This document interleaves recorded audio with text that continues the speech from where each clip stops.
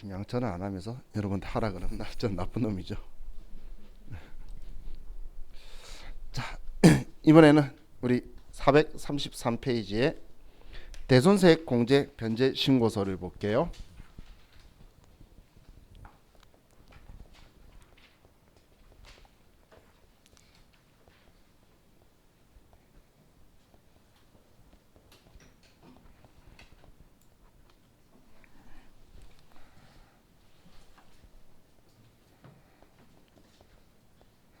자, 대손세액 공제와 변제 두 가지예요. 대손세액 공제와 변제. 자, 여러분은 일단 컴퓨터를 3005번 회사로 들어가시고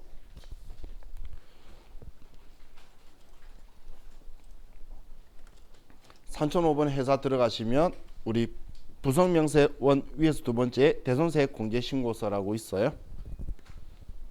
있죠? 자, 거기에 일단 대손 발생이라고 적혀 있는 탭에 들어가 있죠. 그러면 4월부터 6월이라고 쓰고 4월부터 6월이라고 쓰고 그리고 부가가치세 신고서도 4월부터 6월에서 열어보세요. 자, 같이 보면서 제가 설명해야 느낌이 조금 더 잘 오시기 때문에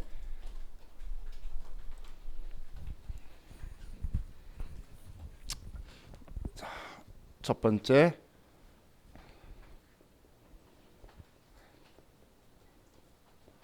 자, 대손 발생 탭에 대해서 보도록 할게요. 대손 발생 뭔 소리야? 나 뭐 방송하는 줄 알았네. 자, 그럼 대손 발생 탭은 자, 얘는 우리 부가가치세 신고서에 8번 칸의 금액을 변경시키는 거예요. 부가가치세 신고서에 보시면 8번 칸의 금액이 있죠. 이 8번 칸의 금액을 우리가 더하고 빼고 하는 작업이다라고 보시면 돼요. 그럼 부가가치세 신고서의 8번 여기는 매출세액이죠. 그럼 매출세액에 대해서 증감이 발생했을 때에 이야기하는 거예요. 대손 발생 탭은 자, 그러면 자, 우리가 첫 번째에 먼저 자, 우리 회사가 대손이 발생을 했어요. 우리 회사가 아니고 상대방이 자, 대손이 발생하게 되면 자, 우리가 먼저 대손세액 공제 신고서에 금액을 플러스로 자, 110만 원이다라고 쓸 거예요. 플러스라고 110만 원. 그럼 이렇게 쓰게 되면 부가가치세 신고서에 보면 자, 지금 우리 대손을 당했어요. 대손을 당했으면 매출세액을 못 받게 되겠죠. 이해가시나요? 자, 지금 이런 이야기예요. 자, 우리 회사가 물건을 매출을 해요. 매출할 때에 대변에 제품 매출 100만 원, 부가세 예수금 10만 원, 그리고 차변에 외상 매출금 110만 원이다. 이렇게 써뒀는데 얘가 죽어버린 거예요. 그래서 제가 돈을 못 받게 된 거예요. 그럼 우리는 돈 못 받을 걸 대비해서 모아뒀던 그 대손 충당금이라는 거 기억나시나요? 근데 그 대손 충당금은 이 돈 못 받을 걸 대비한 거지 이거하고는 상관없죠. 이건 예수금이잖아요. 받아서 줄 거였는데 얘가 죽어서 이 돈도 못 받았죠. 그러면 나 이 돈 못 받았으니까 안 내게 해달라고 할 거라는 거예요. 그게 지금 이 행동을 하려고 하는 거예요. 그럼 부가가치세 신고서에 매출세액이 늘어나야 될까요? 줄어들어야 될까요? 줄여야 되겠죠. 얘 못 받았으니까 안 내게 해주세요 라고 하는 거잖아요. 그래서 얘를 안 내게 해달라고 하면 대손세액 공제 신고서에 그냥 110만 원이라고 쓰면 부가가치세 신고서 여기 8번 칸에 마이너스 10만 원이다라고 들어올 거라는 거예요. 마이너스 10만 원이라고. 자, 지금 이게 무슨 말인지를 보기 위해서 제가 열라고 한 거예요. 자, 대손 확정일을 여러분들 컴퓨터에다가 2020년 그냥 4월 1일이라고 치고 4월 1일 대손 금액은 110만 원이라고 치시고 그럼 공제율이 110분의 10이라서 옆에 10만 원이 나오죠. 그럼 거래처는 F2번 눌러서 어떤 회사가 이름이 좋죠? 마음에 드는 회사를 일단 사업자 등록번호 있는 걸로 없으면 필요적 기재사항이 누락되어서 안 떠요. 자, 선택하셨죠? 자, 대손 사유는 그냥 사망 있죠? 제가 방금 누구 죽었다 그랬으니까 그럼 사망 선택하면 얘 작성이 끝난 거예요. 작성하는 건 엄청 쉬워. 항상 서식을. 자, 작성하셨으면 위에 이제 저장 버튼이 있죠? 위에 저장 버튼 누르고 저장 버튼 누르셨나요? 그리고 부가가치 신고서 새로 고침하면 8번 칸에 마이너스 10만 원이 들어왔죠. 지금 그걸 설명한 거예요. 이해가셨나요? 그래서 제가 화면 보고 하면 이해가는데 이렇게 부호만 가지고 계속 이야기하면 도대체 부호가 저게 뭐야? 라는 느낌인데 자, 그래서 지금 이렇게 됐는데 우리가 못 받게 되면 이렇게 지금 처리할 건데 그럼 지금 부가가치세 신고서에 매출세액이 줄어들었죠? 줄어들었죠? 그럼 자, 우리가 자, 이번에 대손 세액 공제 신고하면서 그리고 대손 처리를 한다면 자, 지금 매출세액의 계정 과목이 부가세 예수금이잖아요. 그죠? 그럼 지금 부가세 예수금이 방금 늘어났나요? 줄어들었나요? 줄어들었죠? 방금 마이너스 10만 원 돼 있는 거 봤잖아요. 매출세액이 줄어들었죠? 그럼 매출세액이 줄어든 만큼 부가세 예수금을 줄여야 되겠죠. 이해가시나요? 제가 매출세액이 늘어나면 대변의 부가세 예수금, 매출세액이 줄어들면 차변의 부가세 예수금. 그럼 차변의 부가세 예수금 10만 원이다라고 대손세액 공제 신고하는 만큼 써주게 될 거고 대변에는 이제 못 받게 된 외상 매출금 얘도 대손 처리를 한다면 이렇게 처리를 할 거예요. 자, 이해가시나요? 자, 이해가시죠? 자, 그럼 이제 차이 나는 이 100만 원은 진짜 못 받은 거잖아. 그럼 이제 대손 충당금을 확인하는 거예요. 그럼 대손 충당금이 많다면 대손 충당금 외상 매출금의 짝지로 100만 원이다. 이렇게 처리할 거라는 거예요. 자, 이해 가시죠? 이해 갔나요? 우리 부가가치세 없을 때는 그냥 대손 충당금 100만 원, 외상 매출금 100만 원이었는데 이제 부가가치세가 있으니까 부가가치세를 대손세액 공제를 받으면 이렇게 처리하는 거예요. 그래서 시험 문제 그 우리 나중에 기출 문제 보면 대손세액 공제 신고는 고려하지 않는다, 고려한다 이런 글자가 적혀 있어요. 그 말은 10%가 부가세 예수금이다 아니다라는 거예요. 똑같이 110만 원에 대해서 대손 당했다 말하는데 부가가치 대손세액 공제 신고는 고려하지 않는다라 그러면 110만 원 다 대손 처리하라는 거예요. 근데 대손세액 공제를 고려한다라고 하면 이 10%는 110분의 10은 우리가 대손세액 공제 됐구나. 그럼 부가세 예수금을 줄여야 된다고 생각해야 되는 거예요. 이게 대손세액 공제 얘를 고려한다 안 한다의 차이가 얘가 있다 없다의 차이예요. 예. 차이점 이해가시죠? 자, 그럼 이제 이렇게 하고 있는데 방금 죽었던 애가 다시 살아난 거예요. 그래가지고 나한테 돈을 다시 돌려주는 거야. 그럼 나는 당연히 기분 좋게 돈을 받아야 되겠죠. 자, 그래서 이번엔 대손금 회수를 했어요. 대손금 회수. 자, 그럼 우리 분개했던 거 한번 생각을 먼저 해볼게요. 그럼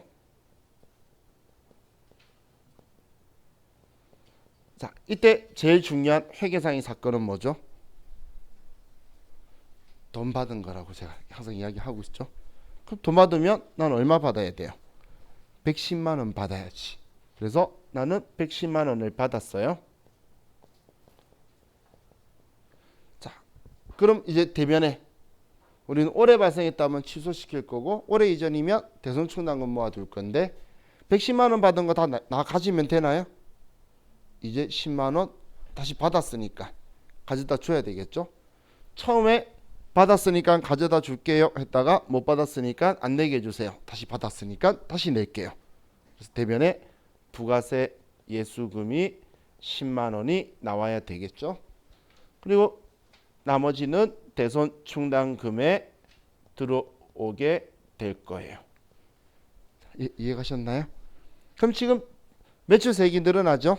그럼 매출세액을 늘리려면 자 여러분들이 절대 주의해야 될 게 지금 매출세액 8번 여기서 플러스 마이너스 조절할 거니까 바로 옆에 있는 대손 변제 탭 가면 안 돼요. 이건 이 다음씩 이거 끝나고 할 거예요. 걔는 다른 칸이에요. 매출세액은 여기에서 대손세액 공제 신고서에서 마이너스 110만 원이라고 써야 되는 거예요. 여기에다가 마이너스 110만 원을 써야 되지 그 옆에 있는 탭에 가는 순간 망한 거예요. 거기는 다른 칸의 금액을 움직이는 거예요. 매입세. 지금 이걸 받은 게 내 매입세액을 움직이는 게 아니잖아. 매출세액을 받아서 내야 되는 상황이죠. 그래서 여기에서 마이너스라고 할 거예요. 그럼 지금 여러분들 110만 원 적혀 있는 걸 마이너스 110으로 숫자를 바꿔버리세요.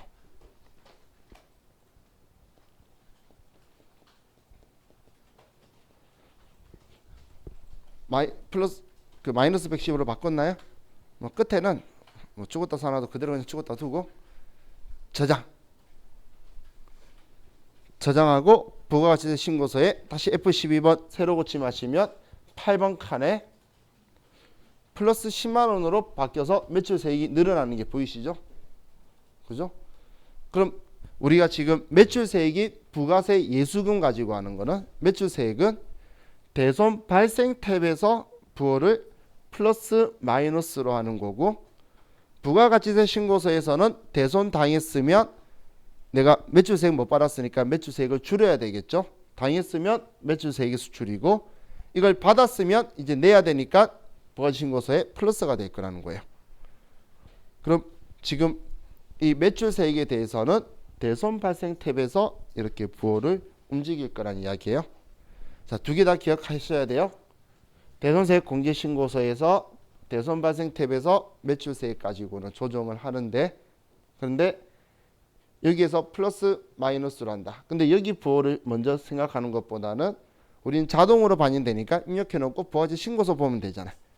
그럼 우리 기준점을 부가가치 신고서로 두자는 거예요.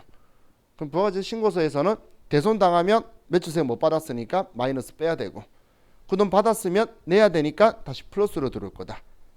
이렇게 생각할 수 있겠죠. 그렇게 기준점 잡아서 플러스 마이너스를 하시면 돼요. 이 플러스 마이너스 반대니까 이렇게 생각하면 되는데 왜 제가 이렇게 말하냐면 대손 변제는 부호가 뒤집어져요. 그러면서 이제 꼬이기 시작하니까 제가 기준점을 부가가치 신고서로 잡자는 거예요. 쓰면 자동으로 반영이 될 거니까 그럼 부가가치 신고서에 들어오는 부호를 보고 생각을 하면 되겠죠. 그래서 자 대손 발생은 우리 매출세액에 대해서 증감을 이야기하는 거다라고 이제 기준점 생각하시고 자 그럼 이번엔 우리 옆에 대손 변제 탭을 클릭하시고 날짜 다시 엔터 쳐야 될 거예요.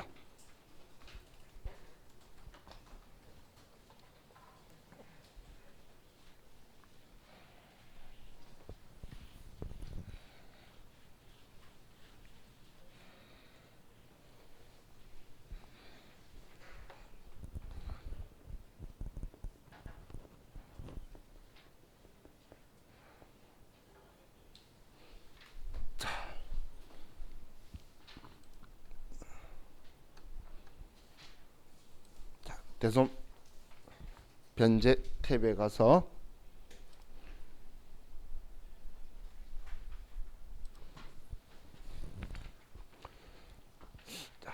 먼저 예를 들면 우리가 매입을 했어요. 매입할 때 차변에 원재료 100만 원치를 샀어요. 그리고 상대방이 과세사업자라면 나는 부가가치세를 주고 세금기한서에 의해 확인되는 매입세액을 공제받으면 되겠죠.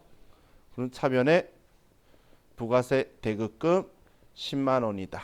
이렇게 쓰고 그리고 대면에 외상 매입금이다. 이렇게 썼어요. 자, 그럼 이렇게 우리가 물건을 사서 돈을 줘야 되는데, 그리고 나는 이걸 공제를 받았는데 과세기간 말에 하면 받겠죠.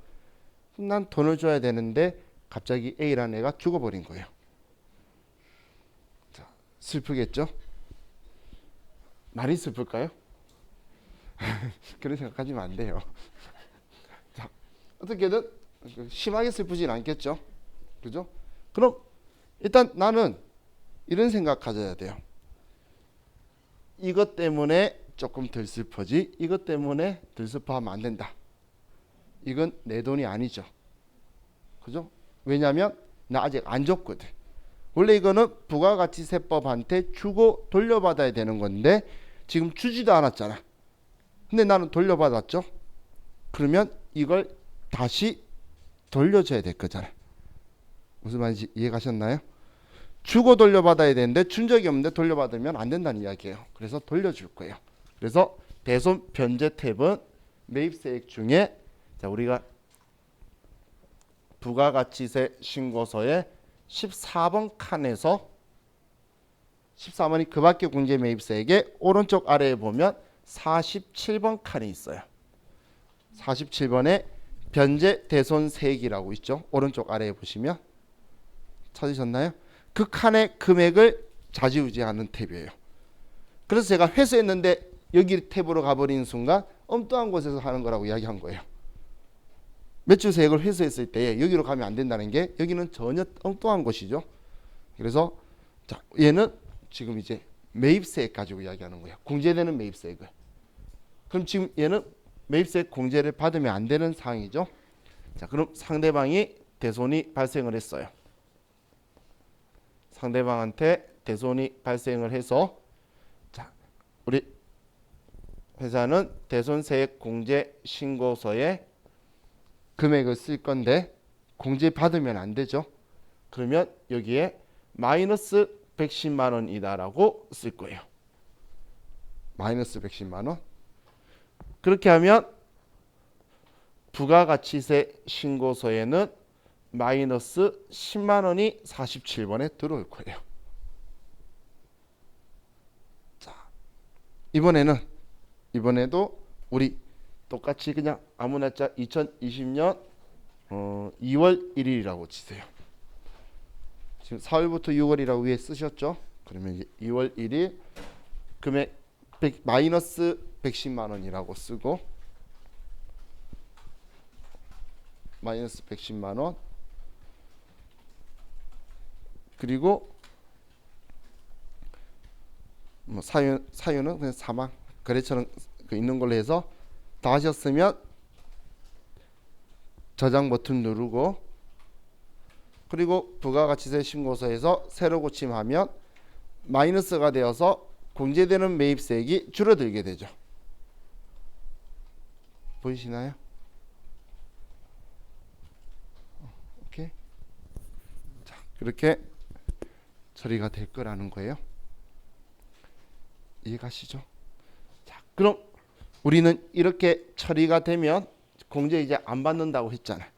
그래서 자, 대손 변제 신고를 하면 공제 안 받기로 한, 이번엔 부가세 대금고 공제되는 매입세액이 줄었잖아요. 그래서 대변에 부가세 대급금이 10만 원 줄어들 거예요. 부가세 대급금이. 그럼 줄여야 되는 애가 외상 매입금이죠. 그러면 얘는 외상 매입금 10만 원만 줄여줄 거예요. 자, 100만 원은 함부로 주면 안 돼요. 제가 죽었다 살아나서 돈 달랄 수도 있잖아요. 그래서 죽었다 살아나도 돈을 안 줘도 되는 소멸시효가 완성될 때까지는 장부에 두는 거예요.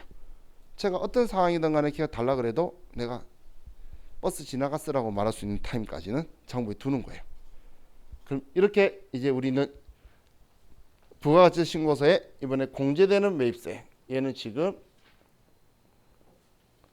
공제되는 매입세액에 대해서 하는 건데 이 매입세액이 지금 공제 안 받겠다고 줄인 거예요. 내가 매입세액을 안 줬기 때문에 공제 안 받겠다고 줄이기 위해서 여기에 마이너스라고 써서 부가가치 신고서에는 마이너스라고 되는 거예요. 그럼 이러고 있다가 정말 얘가 갑자기 부활을 해서 나한테 돈 달래요. 그럼 걔는 나한테 얼마 달라고 하죠? 110만 원 달라고 하겠지. 그럼 이제 내가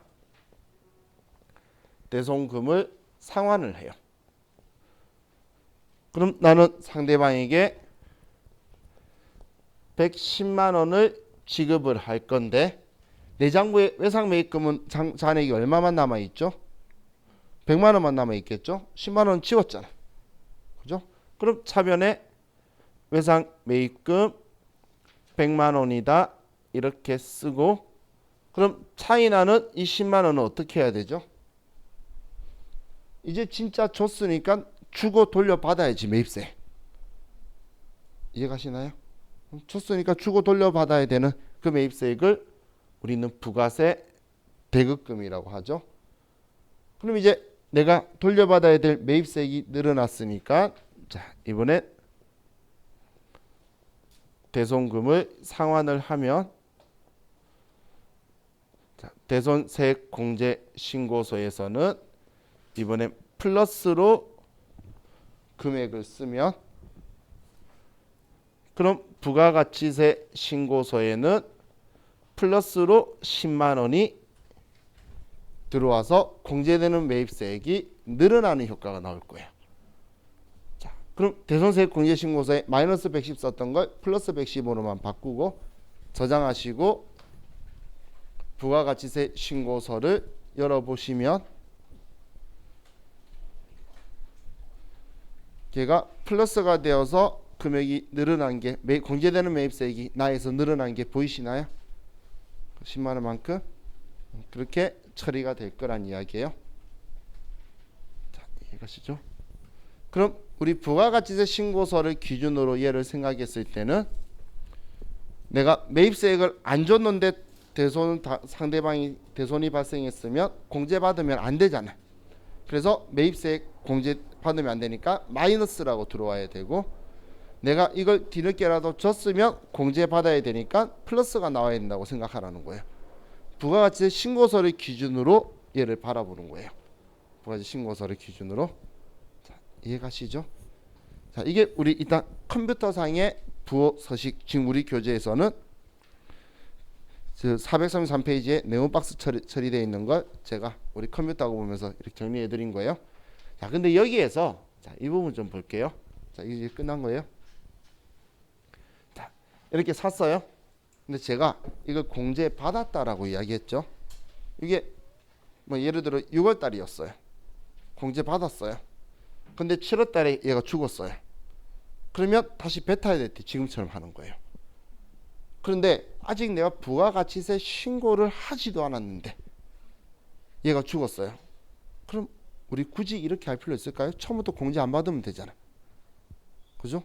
지금 이걸 51번 매입과세라고 되어 있던 걸 54번 불공으로 처리하면 되겠죠. 그죠? 이해가시나요? 이해가나요? 자, 그럼 우리 매입 매출 전표 열어보세요. 매입 매출 전표. 자, 매입 매출 전표에 자, 자기 생일을 치시고 아무 날짜나 쓰셔도 된다는 이야기예요. 자, 그리고 54번 불공. 54번 불공 하셨나요? 자, 금액은 그냥 100만 원 쓰시고 공고가액 100만 원. 거래처도 F2번 아무 때나 해서 불공제 사유 선택하려고 하는 거예요. 자, 그럼 불공제 사유에서 F2번 눌러보시면 아래 10번인가? 그러면 보면 대손 처분받은 세액이라고 적혀있죠. 보이시나요? 그거 선택을 하는 거예요. 그러면 어떻게 되냐면 자, 지금 본인이 쓴 날짜에 해당하는 과세기간에 부가가치세 신고서로 가보세요.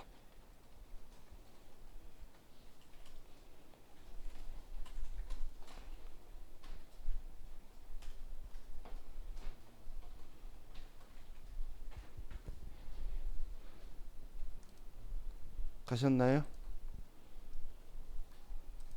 거기 가면 이제 16번 클릭하고 그럼 오른쪽에 대손 처분 받은 세액이라고 오른쪽 위에 53번에 있죠. 거기에 들어와서 공제 안 받으면 된다는 이야기예요.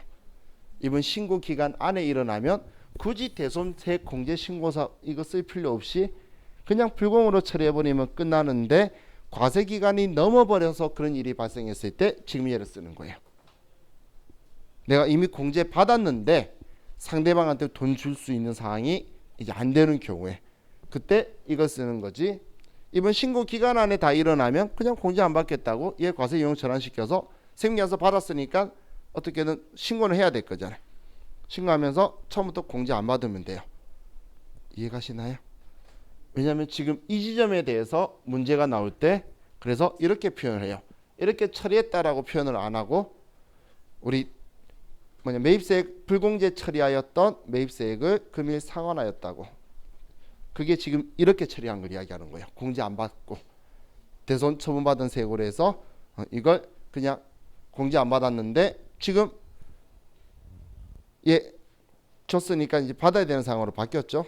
그러면 이제 이때 이제 이거 가지고는 나올 수 있다는 거예요. 상한에.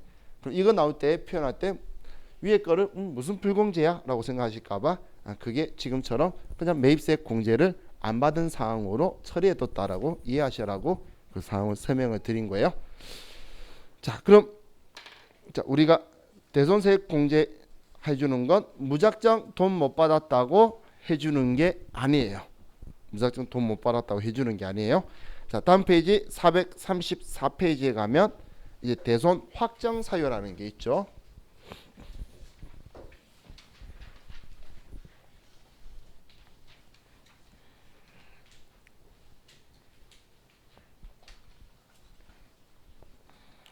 자, 대손 확정 사유에 해당하는 것만 우리는 여기 서식에 집어넣을 거예요. 이번 신고에 해당하는 것만. 자, 우리 방금 사실 이 앞에 제가 설명드렸던 거는 일반 전표의 문제하고 부가가치세 신고서 직접 작성하는 문제에 필요한 정보로 드린 거고, 지금 이제 대손 사유에 대해서 보는 거는 이 대손세액 공제 신고서 작성하는 문제가 나왔을 때는 이걸 기준으로 이번에 대손세액 공제가 안 되는 건 빼고 입력하는 게 또 이 서식 작성 문제의 포인트예요. 이거 가지고는 참 여러 군데서 돌려 쓰죠. 그죠? 자, 그럼 우리 대손 사유에서 이 부가가치세법상의 대손 사유는 적혀 있는 게 법인세법과 소득세법상의 대손 사유를 우리가 모두 대상이 적혀 있는 게 아니라 그걸 인용해서 쓰고 있어요. 자, 이런 시험에 나온 적 있어요? 그러면 법인세법 거 썼구나. 그래서 세무 1급 수업할 때는 부가가치세 이 내용 있는 책이 없어서 그냥 법인세법에 대손충당금 및 대손금 조정명세서 그 열어라 해서 이거 보면서 이게 부가가치세법 사유와 같은 거다라고 이야기해요. 내용 보면 똑같아요. 법인세법에 적혀 있는 대손 사유를 인용해서 쓴다라고 나오면 정확한 지문이에요. 이런 시험에 보기로 나온 적이 있어요. 자, 그럼 이제 그 사유를 보면 우리 첫 번째 파산법에 의한 파산. 일단 법원에서 선고한 거는 전부 다 대손 사유가 인정이 되는 거예요. 왜냐하면 이 대손세액 공제 신고서를 제출하면서 거기에 대한 증빙되는 첨부 서류도 같이 제출하는 거예요. 그럼 법원에서 파산 선고 내 거래처가 당한 거에 대한 걸 내가 받아서 같이 제출하면 그냥 인정해 준다는 거예요. 무작정 세액에서 빼면 안 되는 거예요. 다음 민사소송법에 의한 강제집행이라든지 사망, 실종 선고, 형의 집행 이게 다 법원에서 하는 거죠. 사망 선고는 물론 법원에서 하는 게 아니라 의사도 그에 대한 권한은 있죠. 사망했습니다. 그걸 우리 엊그제 그죠? 그 아저씨. 근데 왜 하필 지금인지 모르겠지만 또 뭔가 이유가 있겠죠. 이미 그 상태는 옛날이었던 것 같은데, 그죠? 그리고 실종도 사람이 실종이 됐어요. 그러면 바로 사망 장례식 못해요. 법원에서 실종 선고를 내리고 나서 6개월 뒤에 그래도 사람 못 찾으면 사망 이제 장례식 치를 수 있어요. 우리 그 얘가 옛날에 세월호 사건 때 시신을 왜 찾냐면 시신이 없으면 장례식을 못 치러요. 그래서 그 재난 지역 선포하는 순간 바로 법원에서도 전부 다 전원 실종 선고 때려준 거예요. 그런데 6개월이라는 기간이 부모는 장례식도 못 치르니까 힘들잖아요. 그렇기 때문에 그 안에 시신을 빨리 찾으려고 한 거고, 그러다 그 기간이 6개월이 지나고 나서 합동분향소 해가지고 끝낸 거예요. 이게 그래도 그 상에 이제 법의 룰이 있다는 거예요. 그럼 이거에 대해서 일어난 것도 우리는 당연히 우리 대손 당했다라고 말할 수 있겠죠. 당연히 우리 책에 적히는 것처럼 그 상대방의 누가 상속이나 이런 게 없이 해소할 수 없음이 객관적으로 입증되는 조건이에요. 또 뭐 회사정리법, 채무자 회생, 전부 다 법원이 선고하는 거죠. 5번에 상법상 소멸시효 완성. 자, 상법상 소멸시효 완성이 3년이에요. 괜찮죠? 3년만 안 주고 버티면 영원히 안 줘도 된다는 이야기예요. 그 정도면 3년이면 버틸만 하지 않나요? 그죠? 욕 3년만 들으면 돈이 얼마 남는지 계산해서 버텨도 되겠죠? 왜냐면 소멸시효 완성이라는 건 이제 이거 관련 모든 법을 적용하더라도 나한테 못 받는 거예요. 그렇기 때문에 소멸시효가 완성이 되면 끝이에요. 끝. 민법 소멸 다르고 형사법 다르고 상법 다른데 상법이 제일 짧아요. 그래서 그럼 소멸시효 완성된 건 영원 죽어도 못 받는다는 거예요. 자, 근데 부도 발생에 대해서 보면, 자, 부도를 여러분들이 기억하셔야 돼요. 자, 지금 2기 과세 기간이죠. 자, 이번에 내 거래처가 부도가 났어요. 그럼 부도가 나서 이번에 부가가치세 신고를 하면서 나 지금 거래처 부도 났다고 대손세액 공제 신고서를 작성해서 가져갔어요. 그럼 당연히 그 거래처도 썼겠죠.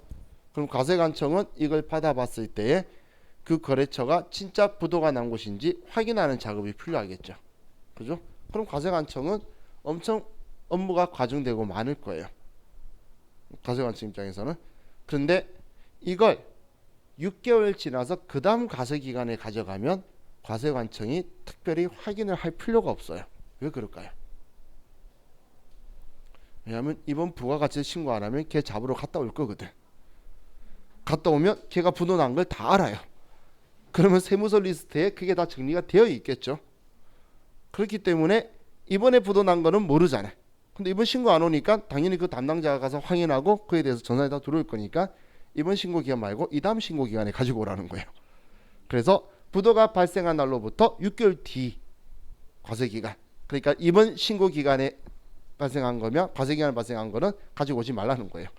그래서 부도 발생일로부터 6개월, 혹은 부도 발생일 아니면 부도 확인일이라고 말한 건 표현이 내가 뭔가 제시를 했죠. 이제 어음이나 수표나 뭔가를 제시했을 때 은행이 지급 과제를 했거나 혹은 거래처 은행에서 부도 사실을 통지받은 그날로부터 6개월이 지난 그 신고 기간에 가능하다라는 건데, 이게 취지가 그냥 다음 과세 기간에 가져오면 다 아니까 그 다음 과세 기간에 가져오면 자기도 리스트에 다 있을 거잖아. 얘 부도 난 거 맞아. 바로 처리하면 될 건데 이번 거면 일일이 확인하러 다녀야 되겠죠. 그래서 6개월 경과를 해야 된다는 거예요. 자, 그리고 뭐 국세교섭 말고 뒤에 보면 우리가 수표나 어음만이 아니라 중소기업은 부도 난 곳에 외상 매출금도 돼요. 부도 난 곳에 외상 매출금도, 부도 나면 못 받는 건 똑같지 않아? 그죠? 자, 그리고 이제 우리 채권 성립 후 6개월 이상 지난, 자 20만 원인데 좀 바꾸세요. 30만 원으로 개정됐어요. 30만 원 이하의 소액 채권이에요. 공급 대가 30만 원. 그것을 포함해서 채권자 별이에요. 자, 지금 제가 여러분한테 물건을 샀어요. 자, 30만 원짜리예요. 근데 제가 돈 안 주고 제주도로 도망가 버렸어요. 자, 여러분이 저한테 돈을 받기 위해 최선을 다하려면 일단 어떻게 해야 되죠? 저 잡으러 제주도 와야 될 거잖아요. 자, 그럼 제주도 오는 비행기가 최저가 항공이 얼마 정도 하죠? 2만 원? 3만 원? 왕복이면 4만 원 나오겠네. 근데 방금 30만 원의 부가가치세는 얼마예요? 3만 원도 안 되겠죠. 공급 대가라 그랬잖아요. 한마디로 배보다 배꼽이 더 크니까 그냥 회수기일이 6개월 이상 지난 소액 채권에 대해서는 받으려고 노력을 최선 다했다면 내용증명 날려야 돼요. 내용증명 날리고 이제 이 행동정도는 해야 회수를 위한 노력을 최선을 다했던 거 알잖아. 그럼 부가세법은 그 돈 얼마 안 되는데 그냥 대손 처리하고 끝내. 부가세법 입장에서는 그래봐야 3만 원 안 되는 돈이잖아요. 20만 원에서 30만 원으로 올랐어요. 올해 1월 1일부터. 그래서 자, 얘도 기억해 주셔야 돼요. 소액 채권으로 30만 원이야. 실컷 일했는데 나중에 31만 원 나오고 막 29만 원 나오고 그래요. 그러면 30만 원 기준 좀 가져야 되겠죠. 저는 20만 원일 때 어떤 그 다른 선생님이 나한테 와서 야 지금 이거 왜 안 돼? 그러더니 20만 원요 그랬더니 헉 그러더니 끊어버리더라고요. 자기도 까먹은 거예요. 왜냐면 소액 채권이라 생각만 하고 그때 20만 원인데 24만 원 적혀 있길래 자기는 된다고 생각했는데 안 된다고 적혀 있으니까 왜 안 되지 하고 나 전화 온 거예요. 근데 내가 20만 원요 한마디만 했더니 바로 자기도 전화 끊어버린 거예요. 그것처럼 이 금액이 딱 안 떠오를 때가 있어요. 자, 그럼 자 이걸 또 무한정 해주는 게 아니고 이제 채권이 발생한 날 있죠. 채권 성립일 물건 팔고 아니면 돈 빌려주고 이제 내가 돈을 받는데 자 이게 그 성립한 날로부터 10년 이내 해야 된다는 거예요. 10년 이내. 채권 성립일로부터는 10년이에요.